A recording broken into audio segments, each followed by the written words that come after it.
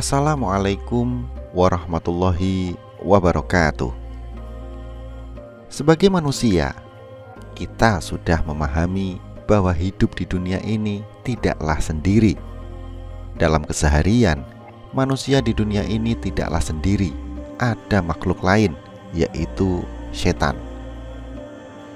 Sebagai makhluk yang paling dimuliakan Tuhan, manusia patut bersyukur atas segala karunia yang diberikan olehnya. Manusia diciptakan dengan bentuk terbaik dari segi fisik maupun nilai-nilai luhur yang terkandung di dalam jiwa. Manusia bahkan bisa lebih mulia dari para malaikat jika dapat memaksimalkan karunia akal dan mengendalikan nafsunya. Namun juga dapat lebih rendah dari binatang jika hawa nafsunya dibiarkan liar tak terkendali. Salah satu bentuk kasih sayang Allah kepada manusia adalah memberinya peringatan agar berhati-hati menghadapi tipu daya iblis. Sesungguhnya iblis muncul di segala sudut kehidupan manusia. Ia menyusup melalui setiap sel darah manusia, mengelabui setiap informasi yang dikirim oleh panca indera ke otak, lalu ke hati, yang merupakan benteng pertahanan terakhir. Allah secara terang-terangan menyebut bahwa iblis adalah musuh yang nyata bagi manusia. Dalam surat Yasin ditegaskan, "Bukankah aku telah memerintahkan kepadamu, hai Bani Adam, supaya kamu tidak menyembah setan? Sesungguhnya setan itu adalah musuh yang nyata bagi kamu."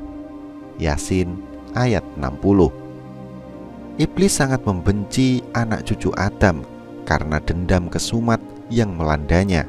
Jauh sebelum diciptakannya Nabi Adam, iblis adalah pribadi yang tekun beribadah, bahkan ibadahnya melampaui para malaikat. Iri hati dan kesombongan yang membuat iblis menjadi makhluk Tuhan yang terkutuk. Iblis disuruh Tuhan sujud kepada Adam, tapi ia menolak. Di saat yang bersamaan, para malaikat dengan patuh kerendahan hati melaksanakan perintah sujud tersebut. Di dalam Al-Quran, Allah menjelaskan bahwa iblis akan menggoda manusia kapanpun dan dari arah manapun. Iblis menjawab, "Karena engkau telah menghukum saya tersesat, saya benar-benar akan menghalang-halangi mereka dari jalan engkau yang lurus. Kemudian saya akan mendatangi mereka dari muka dan dari belakang mereka, dari kanan dan dari kiri mereka, dan engkau tidak akan mendapati kebanyakan mereka bersyukur atau taat." Surat Al-A'raf ayat 16 sampai 17. Lantas, apakah iblis memiliki keturunan atau prajurit? Berikut ini KKW Channel akan menunjukkan 10 nama keturunan iblis dan tugasnya. Pertama, Al-Sabru. Makhluk satu ini selalu berurusan dengan segala bentuk cobaan yang menimpa manusia.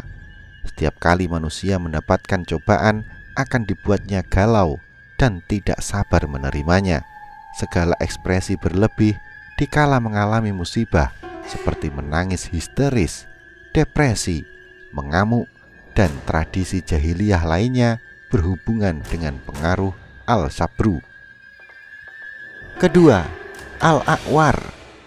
Bertugas di bidang tindak asusila. Cucu iblis inilah yang mengajak manusia melakukan hubungan seks bebas dengan lawan jenis. Al-A'war mampu memberikan tegangan tinggi di bagian kemaluan pria dan wanita untuk menambah gairah melakukan hubungan terlarang.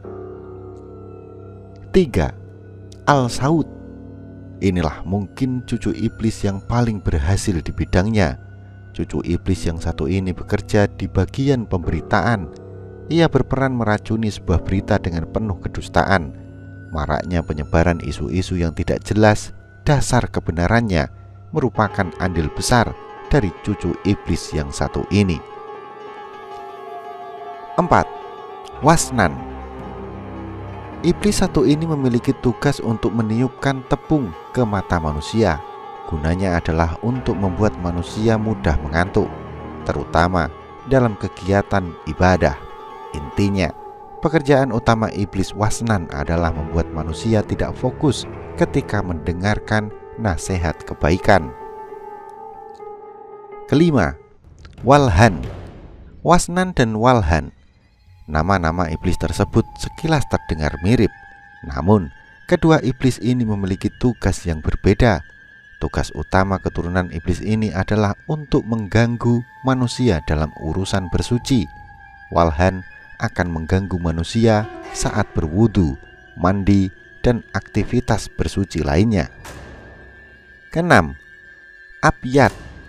Ini disebutkan sebagai panglimanya setan, sebab setan inilah yang menggoda Nabi. Dialah yang menggoda Nabi Ibrahim dan juga para ulama. Digoda oleh setan satu ini, hasilnya kesombongan diri. Kalau sudah merasa diri yang paling hebat dengan ini, maka setan lain makin mudah masuk.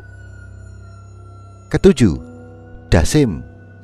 Setan yang menggoda perut manusia agar tidak pernah merasa kenyang. Boleh jadi ketika merasakan ini, mungkin karena kita makan tidak akan berdoa.